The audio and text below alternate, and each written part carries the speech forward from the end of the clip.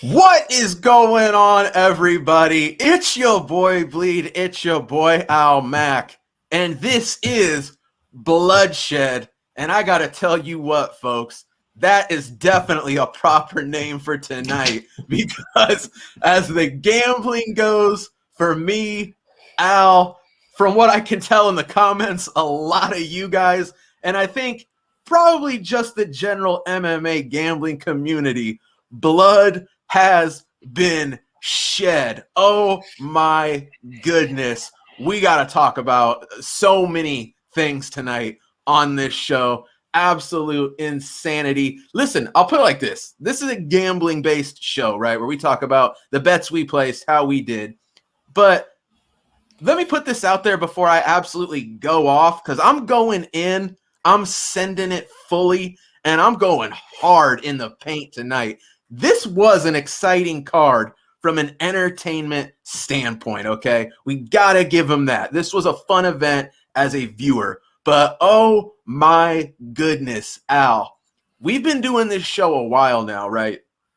And there is absolutely, without a shadow of a doubt, tonight was the worst gambling card possibly in my life. Now, did I lose them all? No. But was it an insane card? Did the judges bend me over and just have their way? I mean, I'm not sure if Sal D'Amato has pulled out yet. I mean, that's how fucked I was by this card tonight.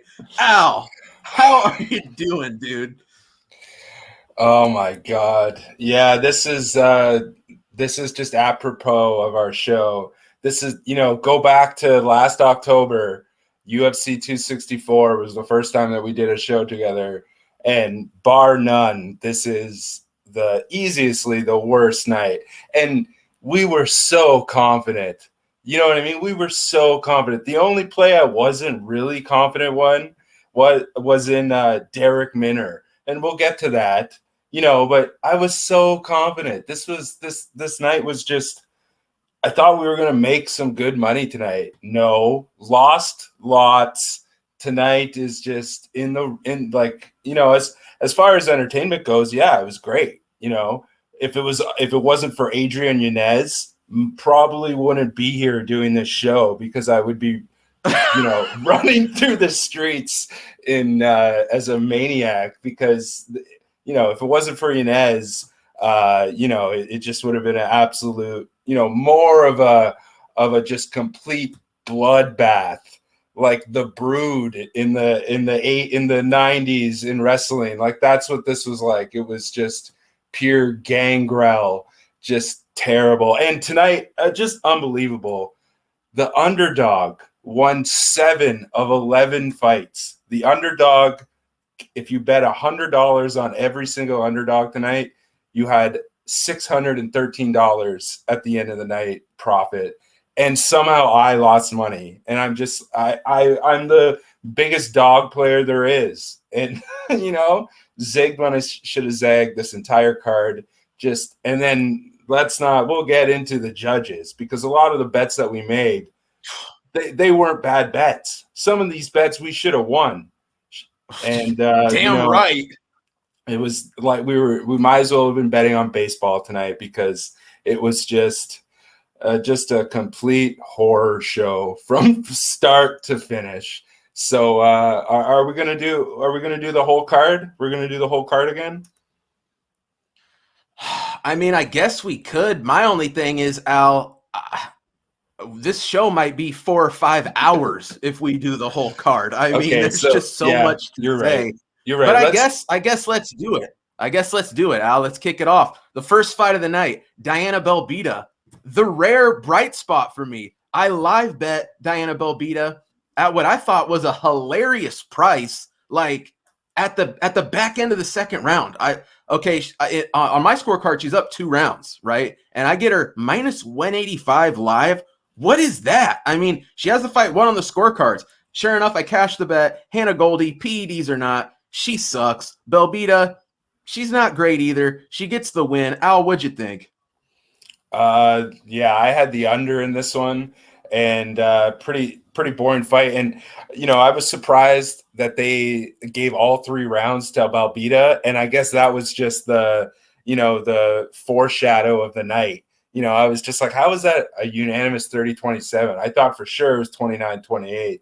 And that's basically it was just it was the signal. I should have known then that this night was going to be. We might as well have been in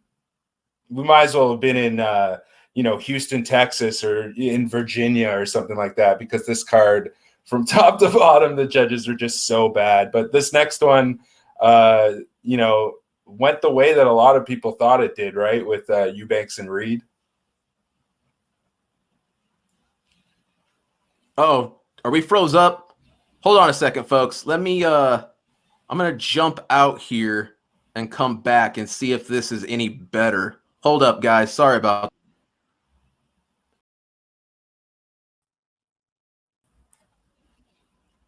Any better? How's it on your end, Al? Is it all right? Yeah, I didn't have a problem. Did you have a problem with me? Yeah. Yeah, it must be my jank ass mobile internet, because I'm at a new studio, you guys. They really fucked me with my internet. I gave them a month's head start, letting them know I'm moving to a new crib. And you know what they did? They didn't do shit. So I'm working on mobile. We might be having technical difficulties left and right. Apologize to the viewers. We're going to keep it rolling, though. Second fight of the night, Sijara here. KO TKO ground and pound over Elise Reed. Man, this was just a wipeout. Sijara Eubanks, she had never, ever finished someone in the UFC. Goes out here, handles her business over Elise Reed. I tried to get too cute. I thought Elise Reed would at least be able to hold her own against Sijara. Sijara, notorious for winning decisions.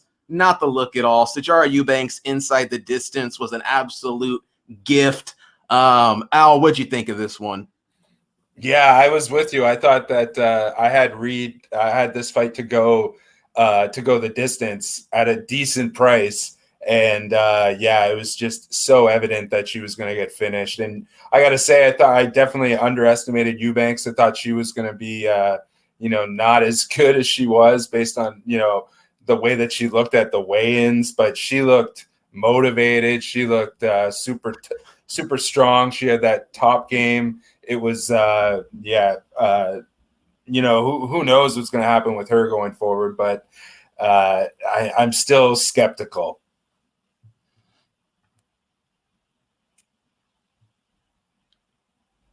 Yeah. Hey, and shout out to our boy VCR Repairman with the super chat. Appreciate that, VCR Repairman. As rough as tonight went, man, $5 is going to go a long way. I'm just kidding, guys, but for real, appreciate that, VCR. I know it was a rough night for a lot of people. So let's keep it rolling here, man. Let's try to get through these prelims. Hey, here's one that I had a pretty solid read on. Julio Arce, KOs, TKOs, Andre Ewell. Man, another one that I talked about on the final countdown, man. Julio Arce, 1 minute away from, I swear, finishing this fight in the third round, which was an absolute fat prop, and I took a little poke on it. But I thought Julio Arce more than likely was going to take Andre Ewell to a decision. Man, puts it on him.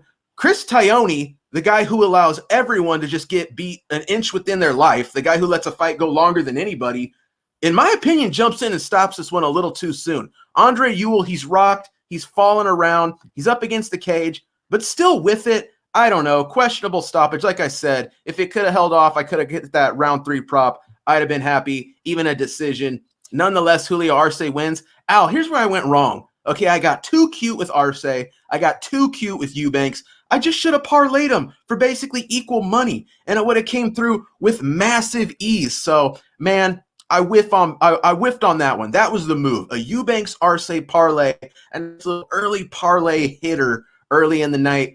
What are we going to do? Al, what'd you think of this one, man? Yeah, I had Andre Ewell, and I thought he was going to come through here. And Arce, type of guy where you see a guy that's older, long layoff, dropping down a division. I thought it was pretty tough to back him at minus 200. But what can you say, man? He cashed at plus 275 to win inside the distance. $100 better who has backed Arce on that inside the distance prop in his last 7 fights is up $433 since he debuted on Dana White's Contender Series in 2017. I listened to his post-fight interview.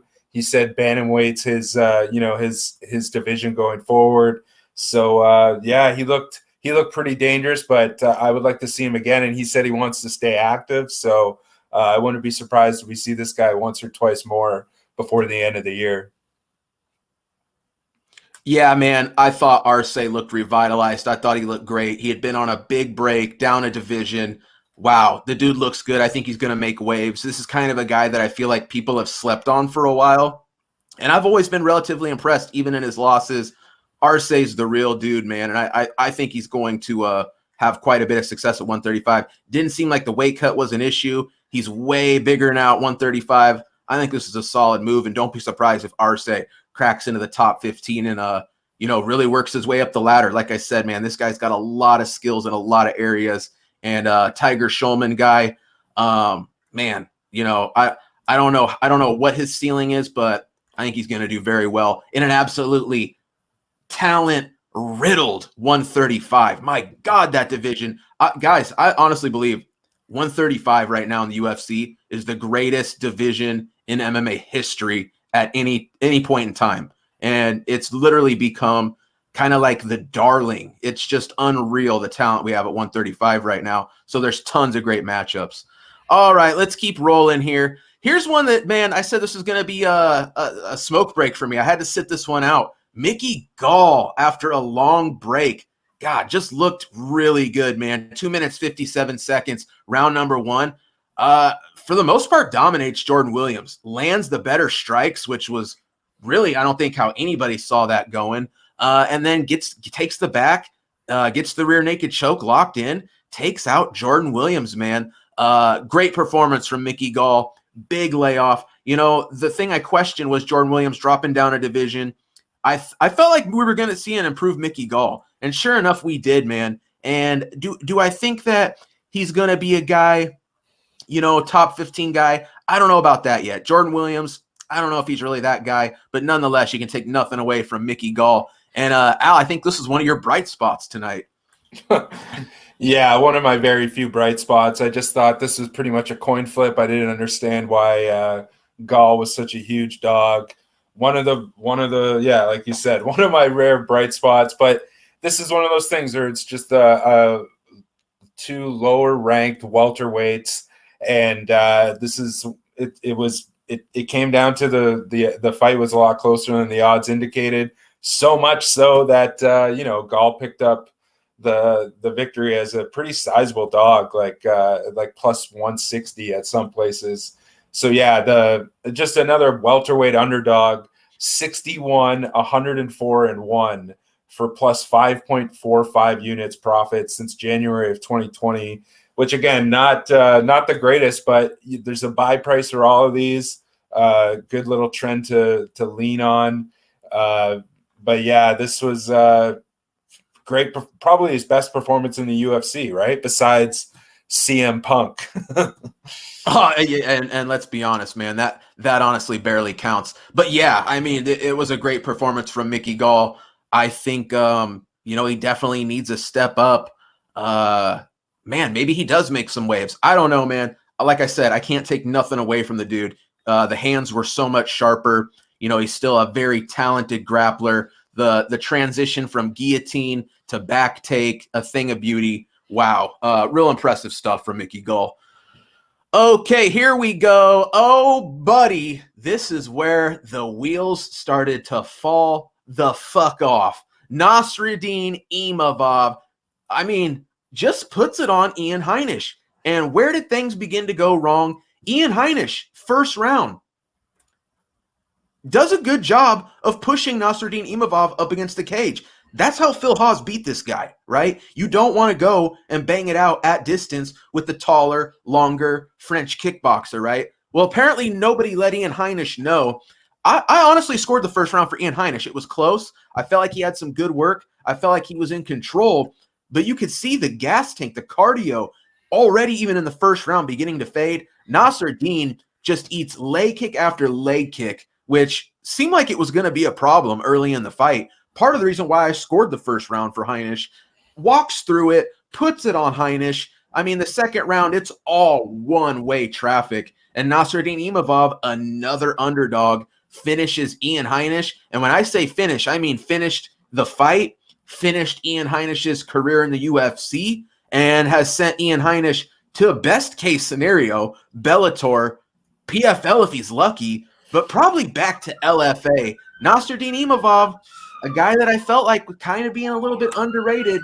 Did I pick Ian Heinisch to win? Yeah, I did. Did I bet him? Yeah, I did. Nassourdine Imavov, good performance, man. Gonna need to learn to check that leg kick. That is gonna come back to haunt him at some point, but nonetheless goes out here, handles Ian Heinisch, and even that first round being close, the confidence, the pressure of Imavov never waned. Very confident guy.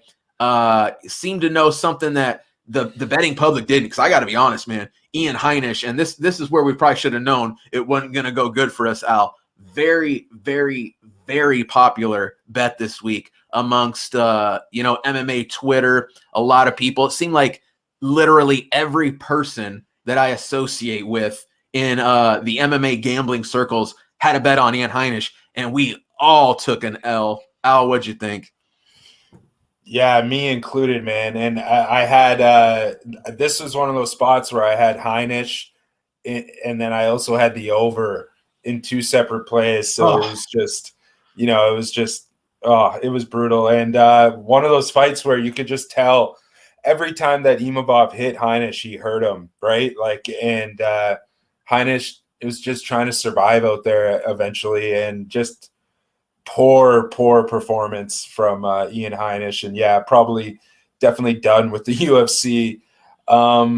He's one of those tweeners where I feel like he's almost, I don't know if he's too good. It's almost like he's gotten worse, right? Definitely. Right? Definitely. Yeah. So for Nassourdine Imavov, 2-1 in the UFC, 10-3 now as a pro. Pretty decent, not overly special, but I don't know. It is what it is. This was just, props to everyone who had a bet on Imavov. Absolutely. Because this was, we were buying wolf tickets on Heinisch here.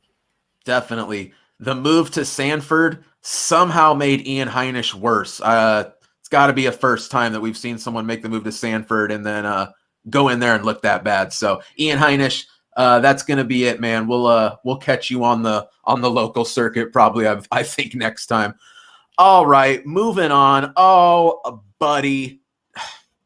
I just don't even know what to say about this one. Brendan Allen unanimously defeats Punahele Soriano. What do you know? Punahele Soriano, another very popular bet this week. I mean, just about as popular as Ian Heinisch. If you'd have told me, Al, that Brendan Allen never shoots a takedown in this fight, never gets the fight to the mat, I'd have gone even harder on Punahele Soriano. Okay. Brendan Allen goes out here, goes fully K1, and just with the body kicks, decent striking. I mean, Punahele tests the chin. He lands some decent shots on Brendan Allen, but Brendan Allen just put it on him. I got to give Brendan Allen major credit. He went out here and fought to Punahele Soriano's strengths and was just better. It's just that simple. Brendan Allen, a very young dude, tonight, and I'm going to say forever at this point, is the better striker than Punahele Soriano. Again, I felt like if Brendan Allen was going to win this fight, he was going to have to put the cage pressure on Soriano. He was going to have to make it nitty gritty, get him to the mat. Not the case. Sometimes, man, fight just plays out totally opposite how you see it going. And that was the case for me here. Brendan Allen, the superior striker, beats Punahele Soriano. Al, tell me about it. Yeah, honestly, I was on Soriano just on the premise of that he hits like an absolute truck. And he's not the most technical striker, but you can tell in the fight, every time he was landing, he was hurting Allen. And the thing, Allen was landing some shots that you couldn't really see on TV. A lot of the time when they were disengaging on the way out of those exchanges, just like when they're separating, he had those elbows on the exchange. And this was what had me switching to the Spanish channel, though. Well, Punahele was, he won the first round, right? And, he won the first round, and I thought at that point he was probably going to win this fight more times than not. And I said, I tweeted, a minus 350 live line on Soriano in between the first and the second round is a little bit nonsensical, and Daniel Cormier just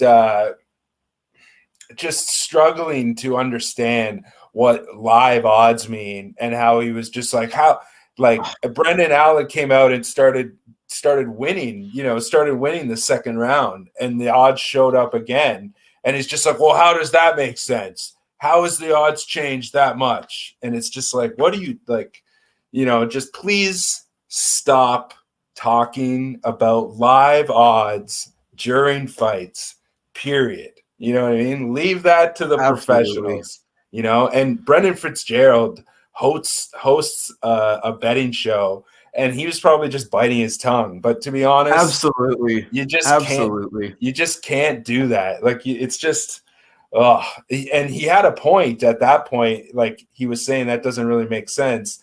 And then they showed that the line changed, and he was just like, well, how does that make any sense? And, another thing that I got to say is I feel like Punahele was kind of just overcoached. Like, he looked all right in that first round.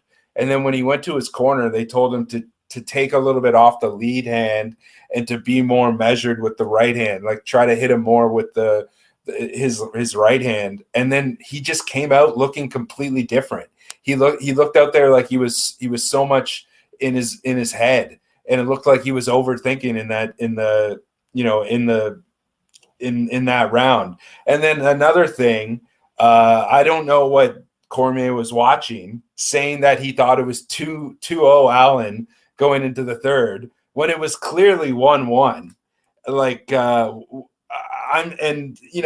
did you think about that? I thought Punahele clearly won the first round, right? Well, first thing I gotta say, man, shout out to our boy Zabeast coming in here and hitting us with that super sticker. Appreciate that, dude. But you know what? My man here in the chat as well, Sever, you're absolutely right, dude. Those live odds they're showing us on the broadcast, crazy inaccurate, you guys. I'm all about hitting a good live bet, right? I did it on the first fight of the night. I caught them totally with their pants down and hit them hard, right? That was not the case, man. Those live odds were nowhere near that. It was way closer to a pick 'em. But I will say this, even at that price, Brendan Allen was doing very well. And Punahele, is a first round guy. He knocks your block off in the first round, or things are probably going to start getting a little bit sketchier. Now, Punahele came out, the first round I thought was fairly close. I think you could make an argument for probably either guy in the first round. Brendan Allen, I think, had more volume. Punahele seemed to land really good, hard shots. I mean, he had Brendan Allen reeling backwards off everything he threw. But that's part of the problem with Punahele is everything's power, right? And if it's not putting a guy out, he's going to end up getting outpointed. It was the body kicks of Brendan Allen that I think really changed the way this fight played out. Punahele really slowed down round two. Props to him to come back in the third and actually show some more cardio, kind of hit that second win. But yeah, Brendan Allen wins this fight. I did not see Brendan Allen piecing up Punahele and being the better striker. It just goes to show a young guy, got really, really exposed by Sean Strickland. And again, I got to give props to my man, Nick Rodriguez in the chat, who asked the same question I did during that fight, which is, how good is Sean Strickland? Well, I don't know. We're probably going to talk about it later tonight, because guess who's headlining the main event next week? Sean Strickland. So we're going to get into that. But yeah, man, just a fight that played out how I didn't see it going, just straight up, Al. And that's how it goes sometimes. If you'd have told me the fight stayed standing, this may have been a max bet situation. I'd say, oh my God, Brendan Allen's doing it again. like he did to Sean Strickland and probably going to get pieced up. Not the case. The kid really shored up the area of his game, and the kickboxing is on point, and the guy has great grappling. So a super young dude, and man, he appears to be putting it together, and he's been fighting high-level guys since before he got to the UFC. I had some questions about Brendan Allen, man, and I got to say, if this kid can come out here and put on a show like he did tonight, I'm going to be looking to back him in a lot of spots. So did he cost me some money tonight? Listen, I'm not going to say Brendan Allen did. Punahele Soriano cost me a bet tonight, okay? Brendan Allen's a kid that I've backed cashed bets on, and I'm gonna back this kid going in the future. Of course, matchup dependent. Very well rounded, and a guy that has shown me he can win a fight regardless of where it goes. So I'll take the L on this one. I'll take it on the chin. But like I said, Brendan Allen, man, this is a kid to really be on the lookout for. Hold up, Dan Goldstein here with a hilarious super chat. Thank you, Yanez, for this and me not having to sell my body for money on OnlyFans. Dan, I'm totally with you. Praise be our boy Yanez. One we got right, and we're gonna talk. We'll talk about it, right? We'll get there. But Dan, thank you, my man. And yeah, Adrian Yanez, he does the damn thing. We're gonna get there here shortly. So, next fight of the night. What do you know? Say his name. Adrian Yanez, 2 minutes 11 seconds, around number 3. TKO's Randy Costa. And Al, I said it, which I don't know. I don't know the numbers. Do you know? Can people in the chat tell us, or Al, do you know? Did this win fight of the night or no? I haven't. No. Kyler Phillips and Paiva won fight of the night. That's kind of how I figured. But hey, nonetheless, an absolute banger. Dude, Randy Costa does very, very well in this first round. And I'm telling you right now, I don't care who you are. I don't care how confident you are that Randy Costa is a one-round fighter, which he is. If you had Adrian Yanez in a parlay, if you had him inside the distance, you were starting to get that sweat rolling. Nonetheless, Costa, he is what he is, baby. An exciting guy, a dangerous dude. Puts it on Adrian Yanez, puts a lot of damage on him, busts him up, he's bleeding. But Yanez comes back in round 2. And Yanez earlier this week says, I'm knocking this guy out round 2. Nonetheless, he does. The hands are on point. I do feel like he got a bit exposed, though. That head movement, man, that defensiveness, it's got to improve. You know, you cannot go out and take a beating like he did in that first round and think you're going to come out here and knock out everybody round 2 or 3. This actually might be a good thing for Yanez, right? Up to this point, he had pretty much just dusted everybody, walked through them, looked spectacular, and Randy Costa gave him a run for his money in the first round. Nonetheless, Dr. Pepper comes through. Chug a Dr. Pepper for your boy. But while you're at it, snack on a Reese's. It was a great fight. Al, what did you think here, man? Yeah, this was wild. This was a wild fight, right? Like this was if I had just like a medium-sized bet, you know, a full unit and on Yanez and a full unit on the under, and a fight goes the distance no in a parlay. So this was quite, you know, the most important fight of the night for me, and thank God it went the way that it should have, because again, I'd be running through the streets right now. But yeah, what a wild fight, you know what I mean? Great fight. Costa's kicks super impressive. I did not really handicap for him to be able to work those kind of combinations. Like he just spammed head kicks, you know. And to be honest, I thought Yanez seemed a little bit overwhelmed off the hop. I saw him throwing, you know, no look looping shots, which is just so super uncharacteristic of him, you know. And just to be honest, I definitely underestimated Costa's striking. And I said he's a wild man, but I didn't give him, you know, as much credit as I should have for how smooth his setups are for those head kicks. And, you know, when Yanez was throwing just those looping shots, trying to hit back when he was getting hit, again, very uncharacteristic. And you could tell the pressure of Costa was just wearing on him. And you know, just thankfully he got through that round. And, you know, Mexican fighter, or you know, he's from American, but I mean, Mexican heritage. He's got that warrior instinct. He was able to get through that first round, listen to his coaches. His coaches basically told him, like, you know, you just gotta get out of the way of those shots.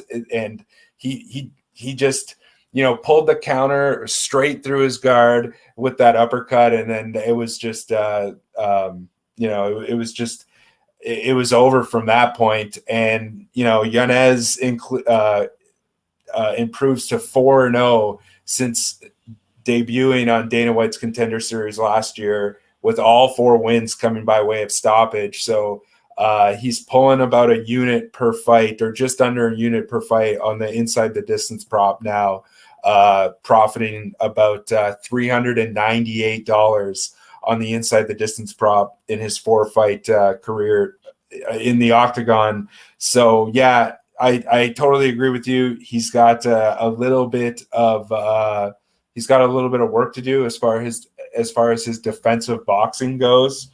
But I feel like, you know, he got a $50K bonus for a performance bonus. I feel like just a great performance and a great show of his heart, and, you know, his determination for coming back and winning this fight. And Randy Costa, man, I really don't think he lost any stock in this fight. Like, he definitely gained some fans, because he was looking smooth out there, man. And I admittedly, you know, won the bet.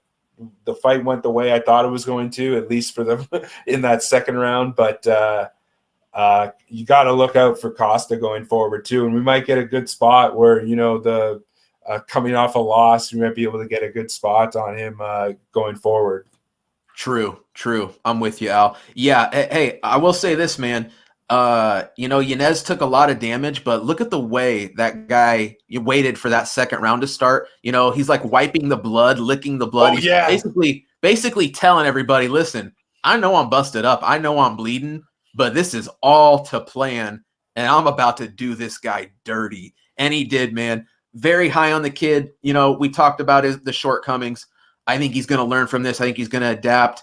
And, yet again, man, we need another step up now. And I'm going to tell you guys right now, the way this guy's cashing 50K bonuses, they're going to continue to feed him, you know, strikers. They're looking to make these banger matchups. And I'm telling you guys, the UFC's licking their chops the way Yanez, with his hands and these highlight reel finishes, are coming.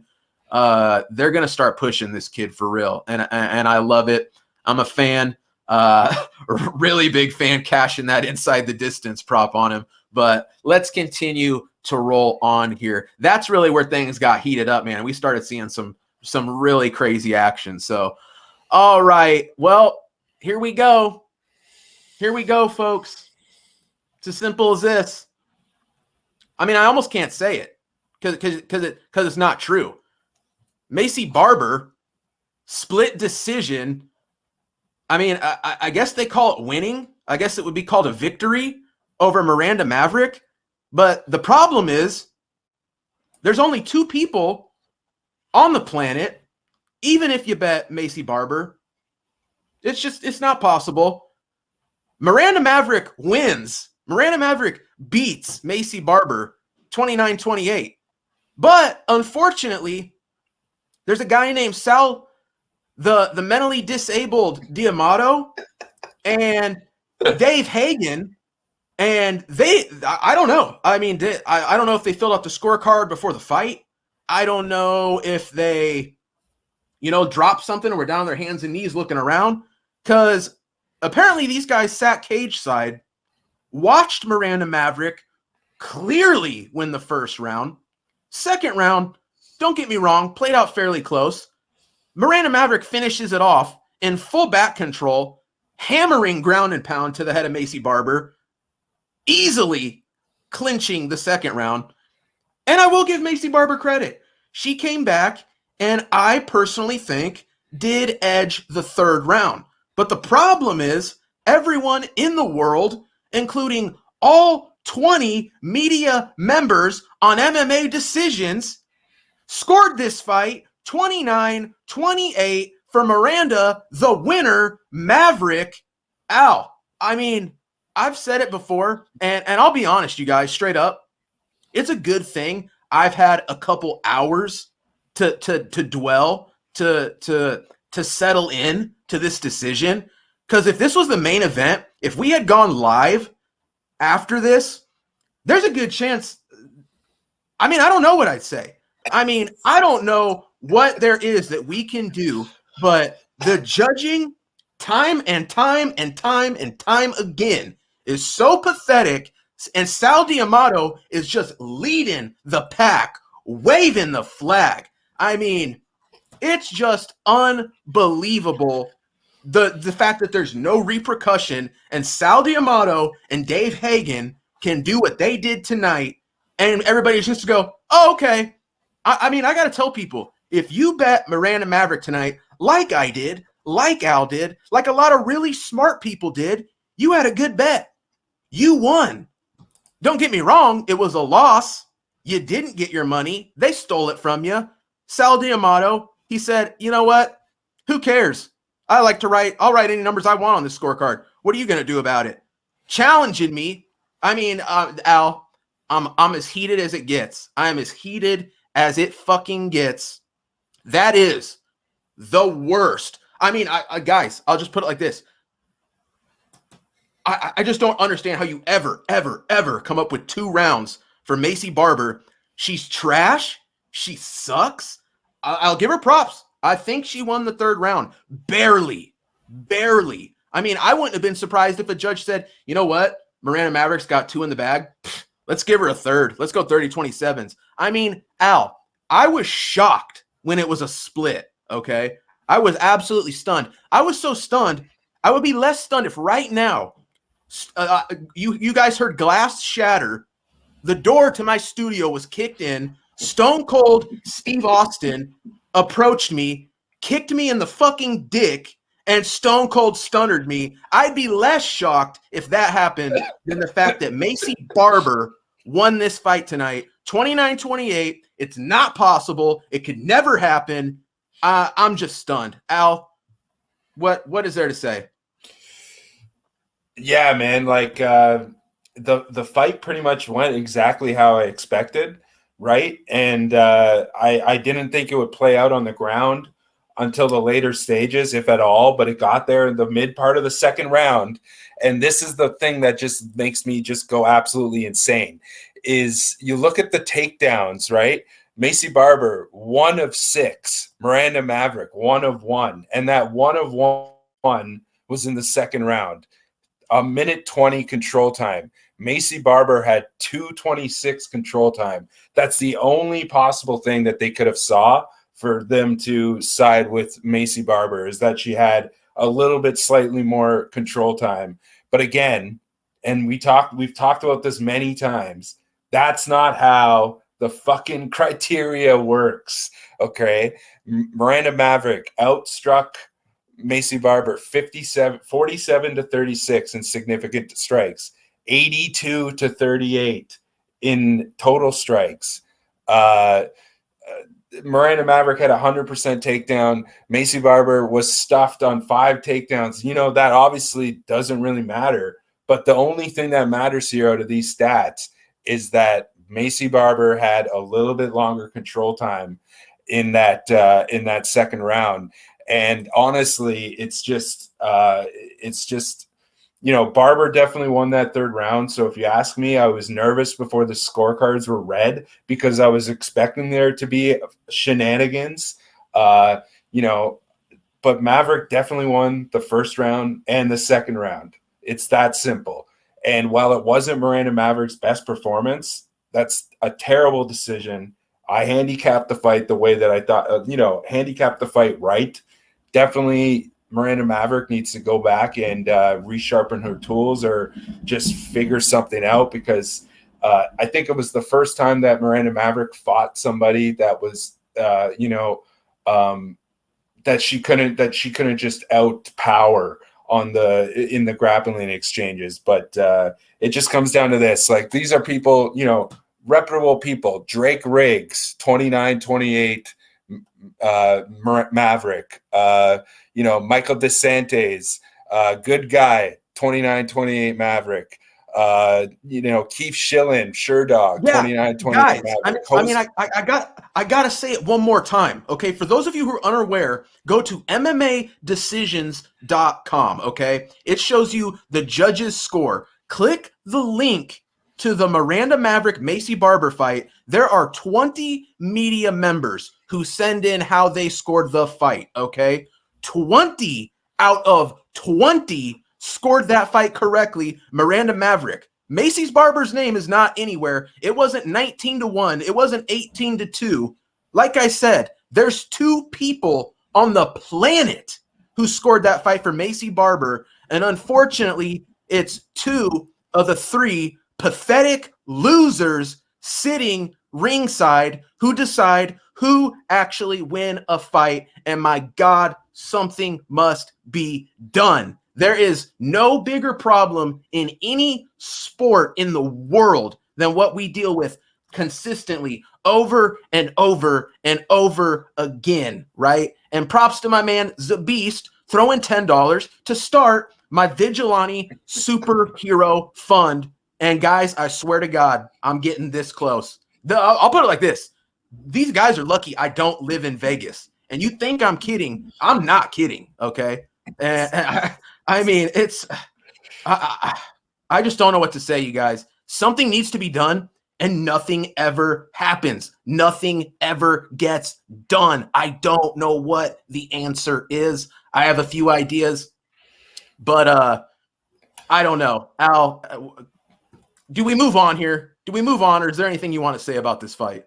Wait, there's one more. I just from my notes, of what I wrote about, you know, Maycee Barber was still punching air. She was still going for big overhand rights, completely punching air.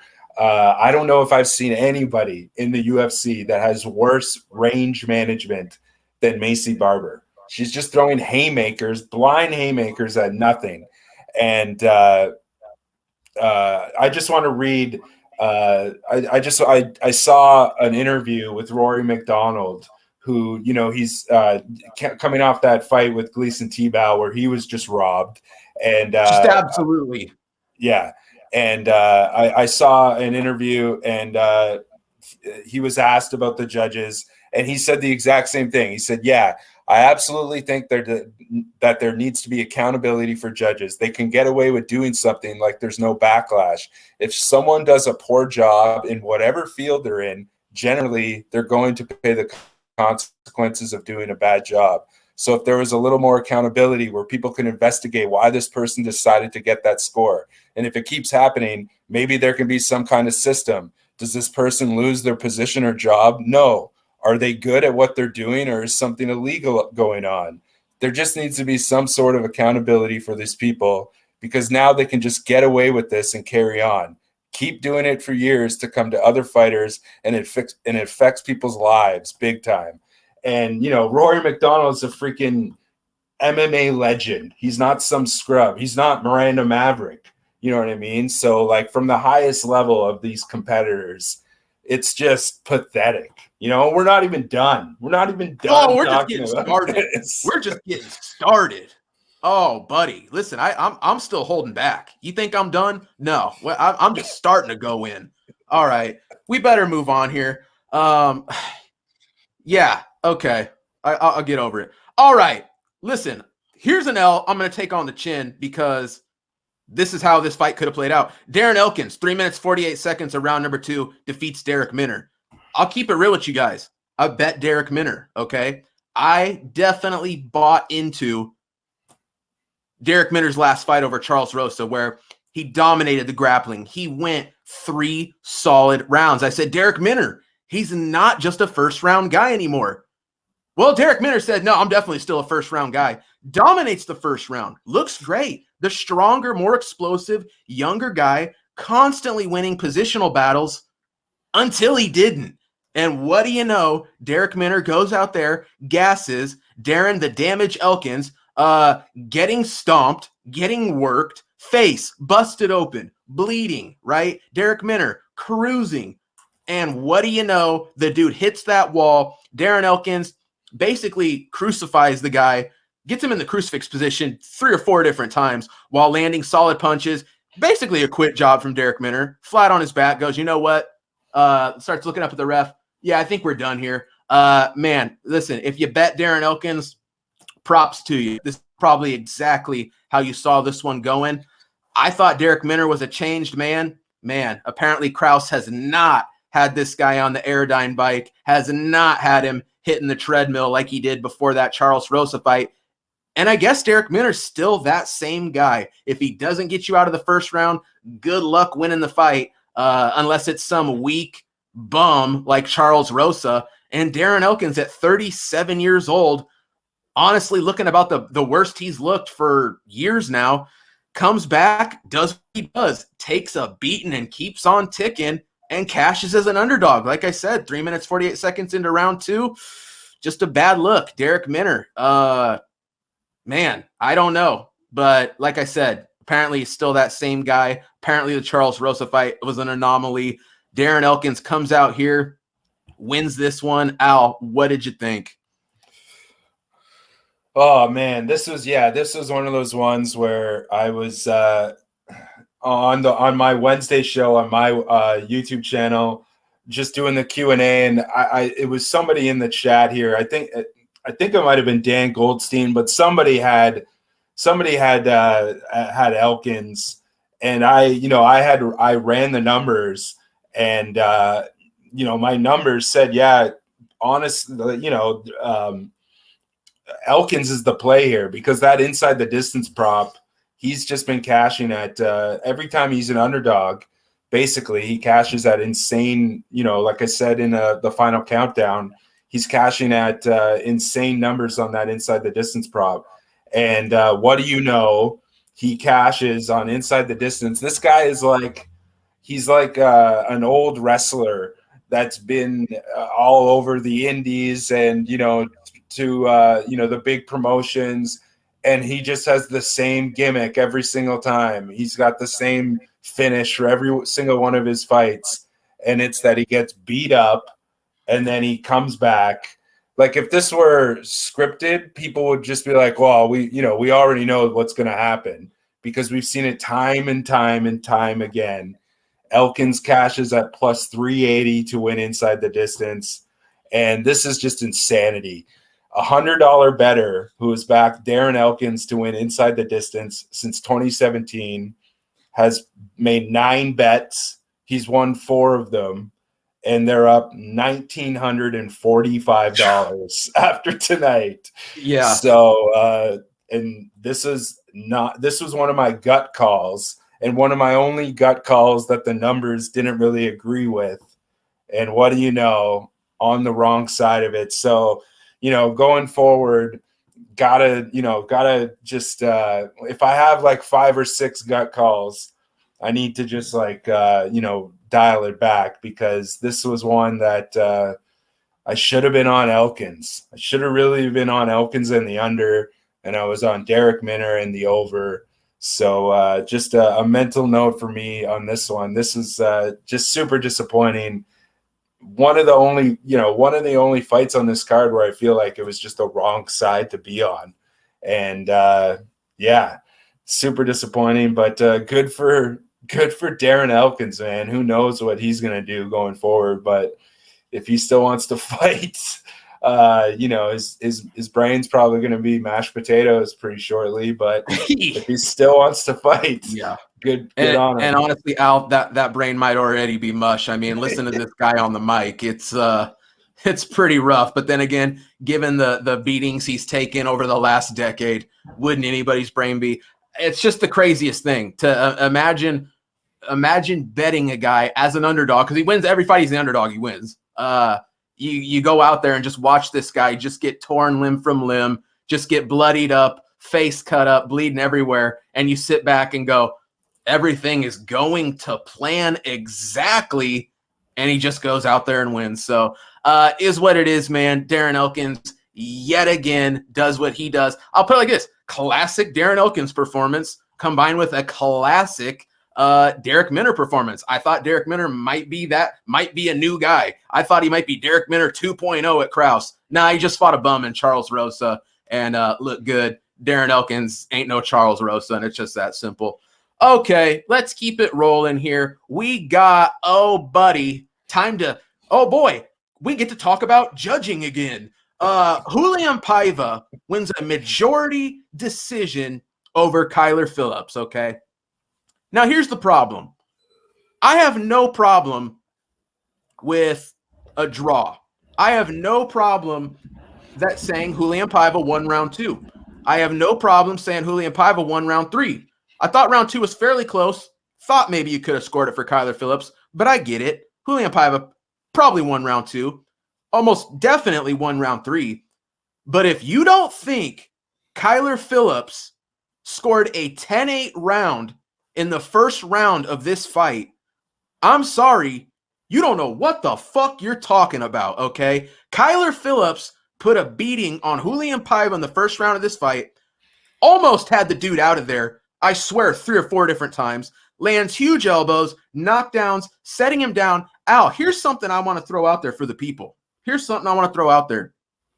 Raulian Paiva was so annihilated, so beat down after round 1, he literally could not get up to get on his stool, okay? Lucky for him, he was essentially ended up in his corner at the end of the round, okay? Had it been Herb Dean, had it been a lot of referees, they'd have stood there and watched Raulian Paiva, and they'd have told him, you need to get on your feet and get to your corner, or I'm going to wave this fight off. They let Raulian Paiva sit in the puddle of blood in the beating that he took from Kyler Phillips and continue on in this fight. Now, do we need to knock Kyler Phillips? Did he unload a little bit? Did he kind of blow the gas tank?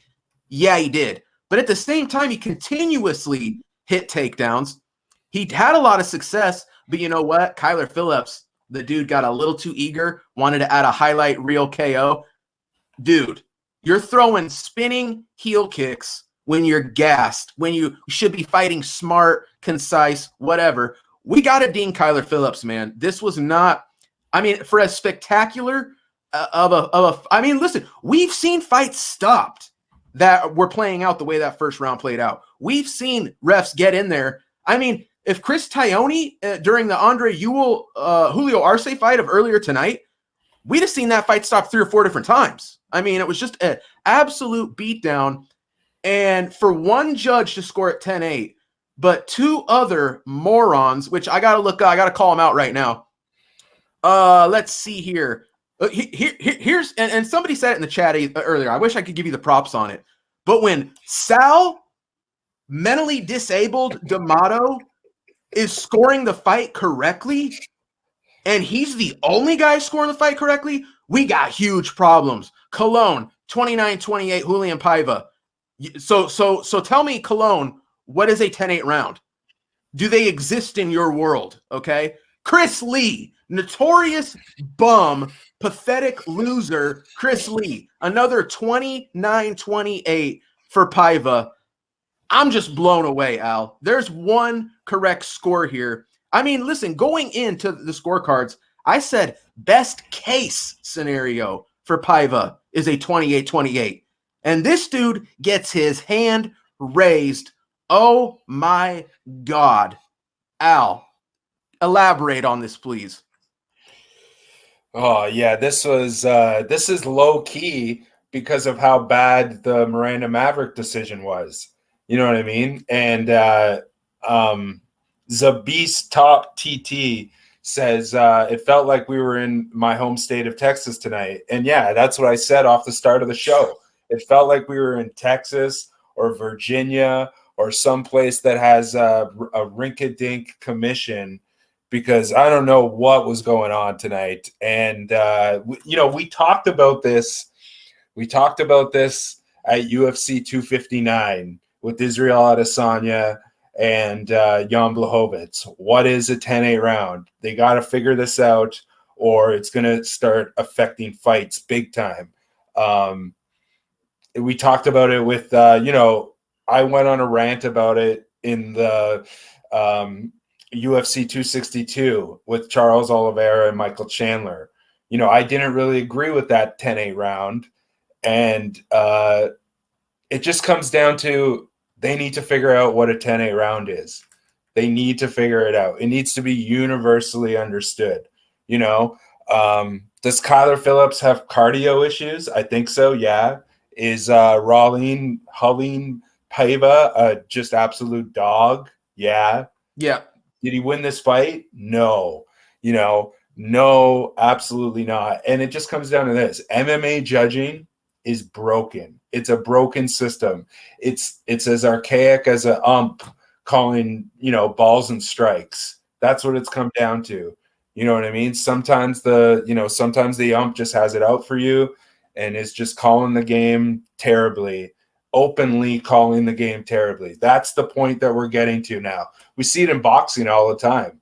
I don't know. We had the Charlo fight last weekend, and there was like a 117-111 scorecard in that fight that was a draw. And it's just like, what are you watching? And these are the same people. These are the same. And another thing that I want to talk about is I always see this when talking about MMA judging or any judging. We need more judges. No, we don't need more judges. I try to grasp the concept of all these judges are idiots. We need more of them. It doesn't make any sense. Okay. What we need is, I feel like we need to change the perspective. I feel like the judges almost need to be in a booth or something. They need to be in like it's like almost like the cage side isn't working. You know what I mean? You see them standing there looking, but it just seems like they need to have like a universal, like a bird's eye view or something. If we've seen it many times where 3 judges will see a fight, 2 separate ways. And the system is broken. Like I said, it's nothing. It's as bad as a chair umpire in tennis calling if a ball is out or not from 30 feet away. It just doesn't make any sense. It's human error, and it's just outright unfair. It's not in the spirit of the sport. And it's just super disappointing. And one thing I will say, though, that I thought was really it just really bothered me, Kyler Phillips in his corner going into that 3rd round. If your fighter has like problems with cardio and his just like notoriously running out of gas in training and stuff like that, don't scream at your fighter being like, you're not tired. You've never been tired. This is what it all comes down to. You're not tired, because it's just not what your fighter needs to hear at that moment. Maybe calm down, maybe slow down your breathing, stuff like that. But screaming in your fighter's face, you're not tired. I thought it was amateurish corner work, but what do I know? But I just thought it seemed like panicky almost. And Paiva plus 250 underdog. He improves to 4-2 since making his Dana White's Contender Series debut in 2018. And beyond that, I don't really want to even credit him with this win. So yeah. Yeah. And Al, again, folks, I gotta bring it up again. MMA decisions. 20 media members scored this fight. Let me give you guys a wild guess what 95% of them scored it. Yup, 28-28. The only acceptable score, probably, in my opinion. One judge did score it, 29-28. Kyler Phillips. One media member scored it 29-28, Kyler Phillips. One media member scored it 29-28, Paiva. Yet we get 2 of 3 judges cage side. I'm just blown away, man. I just cannot believe. And Al, you're right, man. This cage side judging, it's not working. We need the judges closed circuit in the back. Guys, take it from someone who's been to a bunch of UFC events, okay? And I've sat in a multitude of different areas. Do you guys want to know the best place to sit and watch a fight to get an accurate read on a fight? At home on TV, okay? Multiple cameras, changing angles. You are not getting a clean perspective when you are sitting in a stationary spot, looking through a cage with pillars, all the BS, cameramen, the ref, cornermen, okay? The best view you get of a fight is what they are broadcasting out to the general public. And Al, I think you're 100% right. Put the judges isolated from each other, from the biased commentary, which is also absolutely chirping in their ear, changing fights. We see that happen all the time. The changes just have to be made. This is it's just a failure on so many levels. And I mean, Al, we are in an era. The UFC has seen growth, explosive, like we've never seen. Guys, for those of you who don't know, and I don't know the metrics that track this, the UFC has officially surpassed the NHL, okay? The UFC has knocked the NHL out of the Big Four and has now joined the Big Four in America, right? In the United States. This sport is growing so fast, and this is the biggest hiccup, the biggest weight, the biggest burden this sport carries is that continuously we have athletes go out there, win a fight, and have literally half their paycheck stolen from them by incompetent 60, 70, 80-year-old people that come from a boxing background that are essentially in a like good old boys network. I mean, when's the last time we saw a fresh face hit a judging panel? Never. It's the same group of pathetic bums over and over and over again, and there's no repercussions, and it's just that simple. Al, what is there left to say? Yeah, like I just wrote in the chat, it's either mass, widespread, viral incompetence, or it's a massive corrupt conspiracy. It's one or the other. There's no other explanation. It's either a bunch of bumbling idiots, or it's the most corrupt thing in sports. You know, next to boxing, dude. I'll be totally legit. It would not blow my mind if documents, text messages, screenshots, so at some point, if it leaked and we found out that there was literally a behind-the-scenes conspiracy. Because I'm going to tell you right now, there are judges out there there's something going on. We continuously see fights. Man, I don't want to throw him under the bus. I can't remember his name specifically, but he was one of the judges that was on the Gleason Tebow Rory McDonald fight that we talked about earlier. And I'm not kidding. This guy is so incompetent, and he's always giving clear-cut decisions to giant underdogs. And that right there screams to me. This guy has probably not in his own doing with as many cameras and whatnot's going on. I think this guy's having people place bets for him. I really do, because there's incompetency only goes so far. At this point, I think we've crossed the line, and we're talking about some kind of a conspiracy. There's something going on.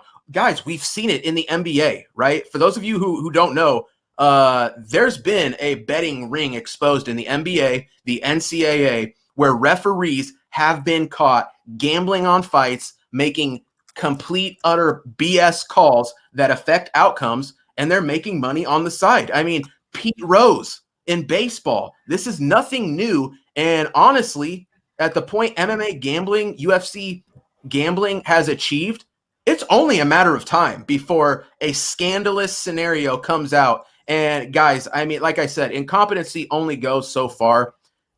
I'm going to tell you guys right now, whether it's discovered or not, there's absolutely some shenanigans going on behind the scenes, and you just can't tell me any different. It's too beyond there's a margin of error, and we've way surpassed that. And I'm very suspicious, and I'm just going to put it at that. So, and you know what? Let me put it like this. On this channel, I've said a lot of things that kind of almost open Pandora's box and we see come true. Guys, don't be surprised in the next weeks or months something that I'm literally describing right now comes to fruition, I'm going to put it out there. Universe, take the wheel, baby. Jesus, take the wheel. Pop it off. Expose these morons. Listen, I keep calling them morons, dumbasses, idiots, okay? Maybe they're actually secret geniuses rigging fights and making major paper behind the scenes. I just don't know what to say, Al. It's to that point, man. Should we move on here, Al? Yeah, I just wanted a good book recommendation for anybody that's wondering about that NBA scandal. Gaming the Game, the story behind the NBA betting scandal, Sean Patrick Griffin. And this is in like 2007. So it's not like this happened back in the 70s. This is right now, and it's a great book about Tim Donaghy, the ref that got caught for fixing the game. So yeah, I'm totally with you, man.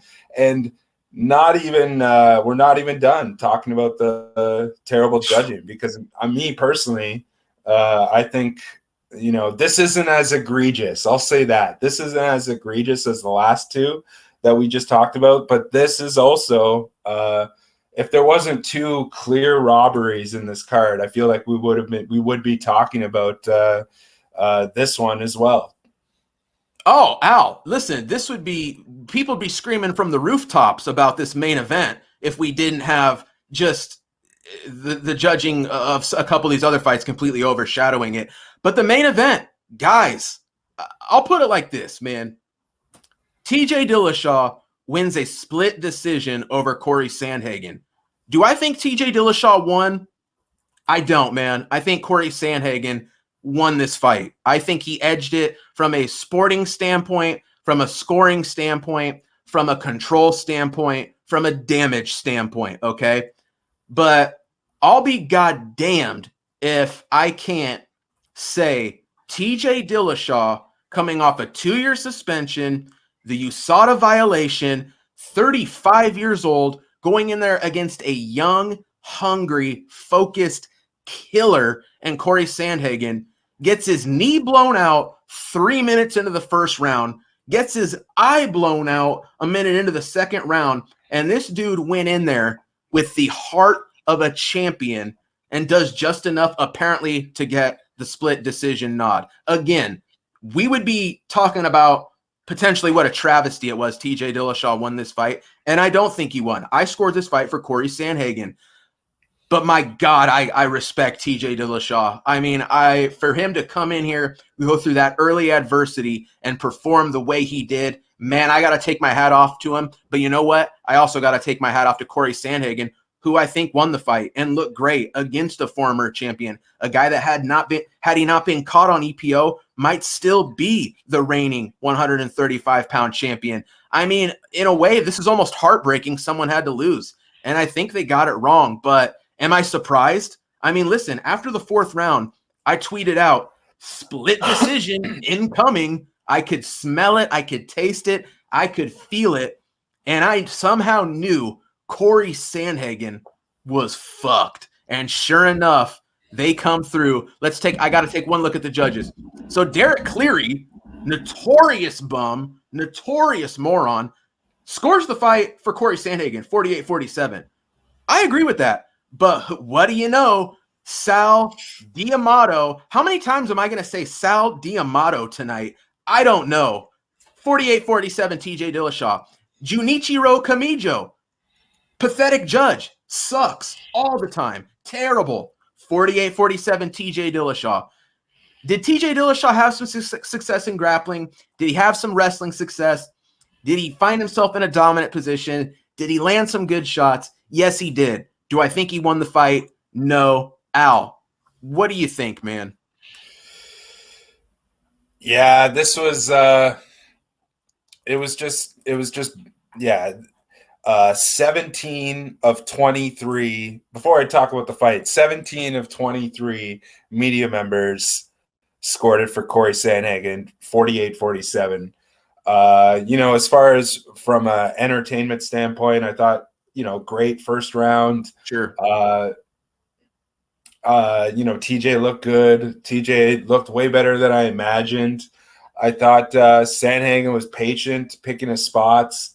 I don't know. There were some moments there where I was wondering what Sandhagen was doing. He like fully turned his back to TJ when they were both like getting up from a takedown attempt. I didn't really get that. It was abundantly clear to me that if Sandhagen didn't finish him, that he was going to get robbed. And like somebody said in the comments, it was like they were desensitized before this happened. By this point, they were desensitized. And I'm right there with you. That's how I felt too. And, you look at significant strikes, 128 to 110 for Sandhagen, and then he just edged him out in total strikes, 171 to 161. Dillashaw did land 2 takedowns. Yeah. He did have 8 minutes of control time. Yeah. But that sub attempt, Dillashaw had him in Sandhagen had him in a pretty deep leg triangle there. He was in trouble. Yeah, he was in trouble. And I mean, you gotta count that in too, right? Like, basically, like I said, it's not as egregious. And like the commenter said, you were kind of desensitized by this point. But I was totally. And then as far as betting goes, I had the under 3.5 rounds that got steamed all the way down to 2.5. So I was happy with my bet. I had Sandhagen in a parlay with Yanez. And then I had fight goes the distance, no, which I was so confident in. This is only the 3rd fight in Cory Sandhagen's career to go the distance. And it was a mix of just like bad luck and then also just, being straight up robbed of your money. And I can see a case for 48-47 Dillashaw. Sure. It wasn't robbery. That's one thing we need to say. No, regardless how you scored it, man, I see a case for TJ Dillashaw. I do. I think it just really comes down to how you personally score a fight. And again, that's a problem we have when everyone has a different personal criteria for how a sport should be scored.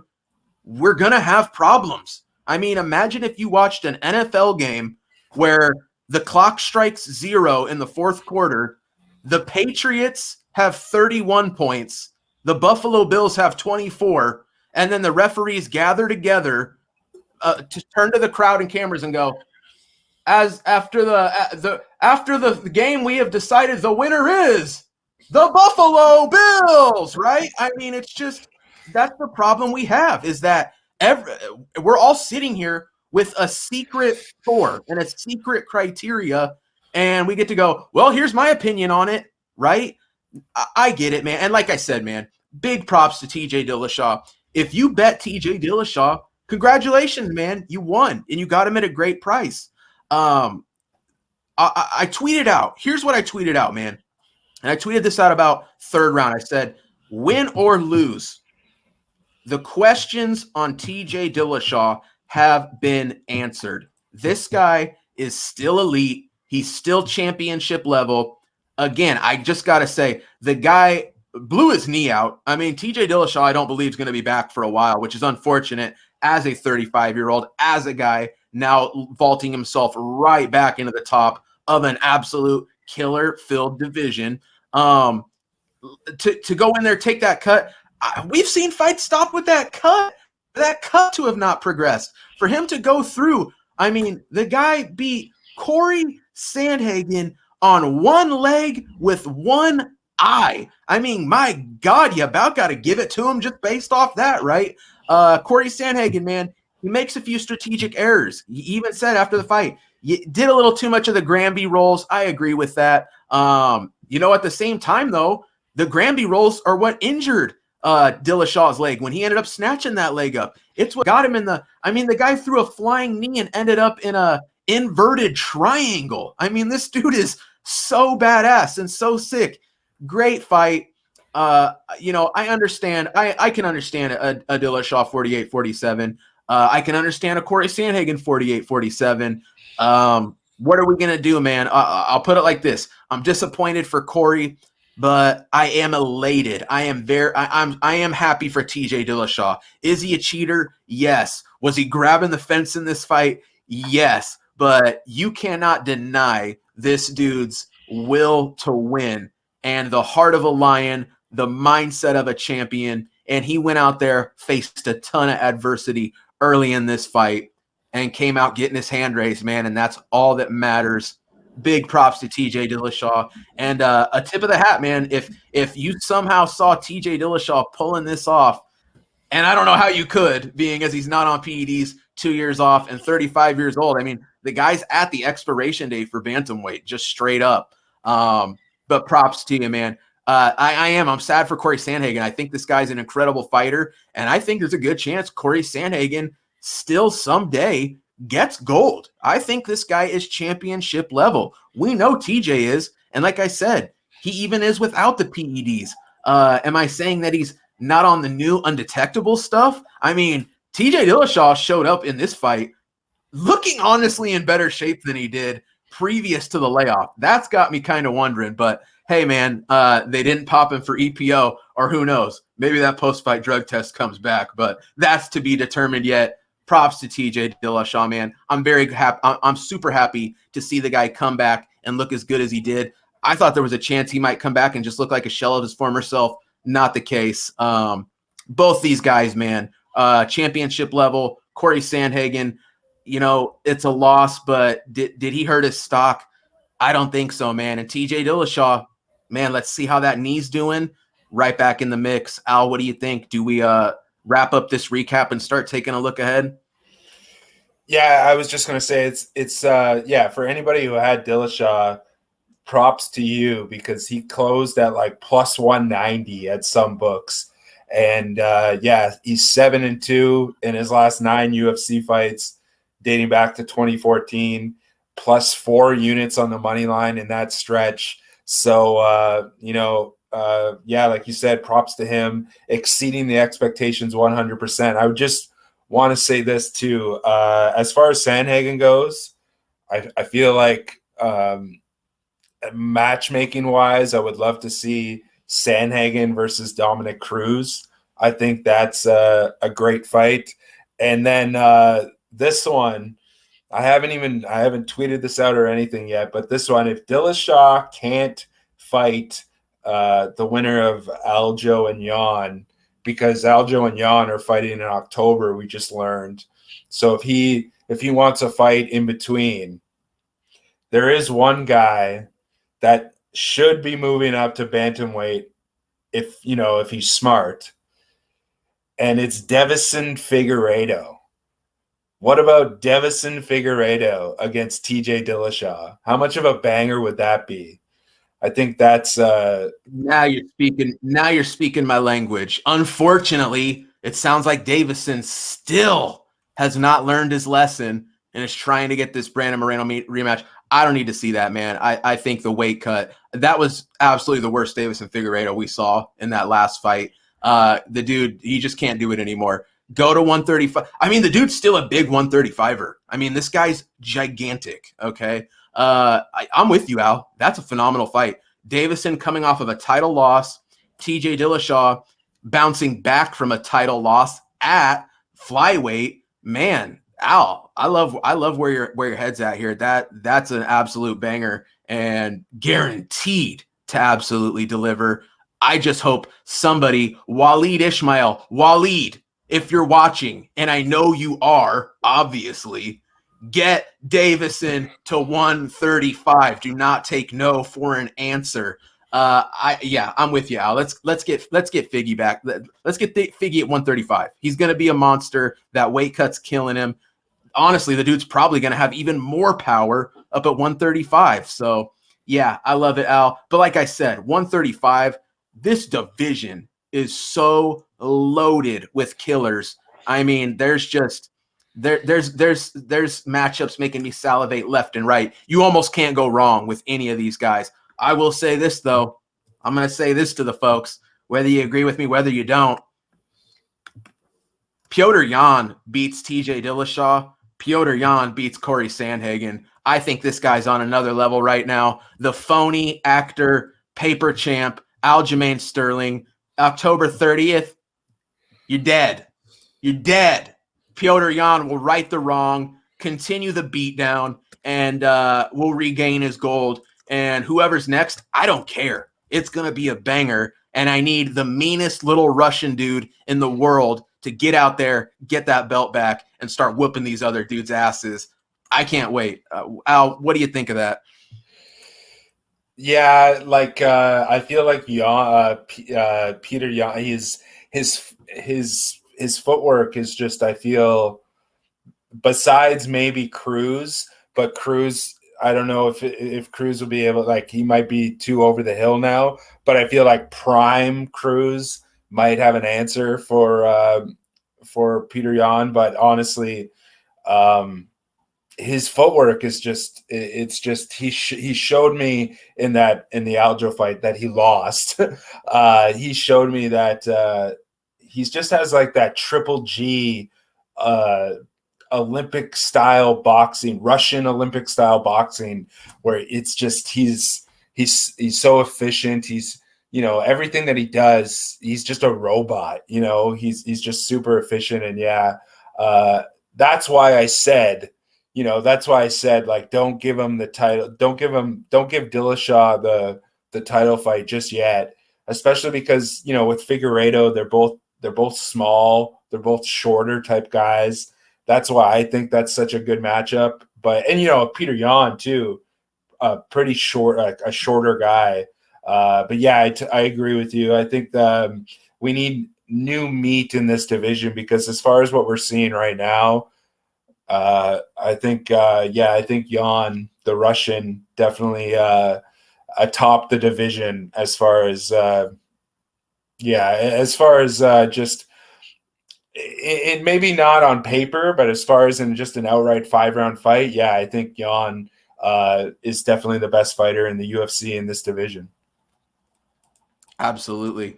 Well, there you go, folks. That was UFC Vegas 32. From a gambling standpoint, like I said, man, one of the worst outings I've probably ever had. I mean, your boy, even when I lose, I usually lose minimally, you know, usually about a break-even scenario. The judges said, listen, dude, I don't care if you got a solid bet on Maverick. I don't care if Raulian Paiva should have been a draw. You just ain't winning tonight. I'll put it like this, though, Al. When it comes to a losing night, let me get all my L's out of the way. You know what I mean? If I'm going to lose, let's not spread it out over a few cards. Let's not spread it out over a month of cards.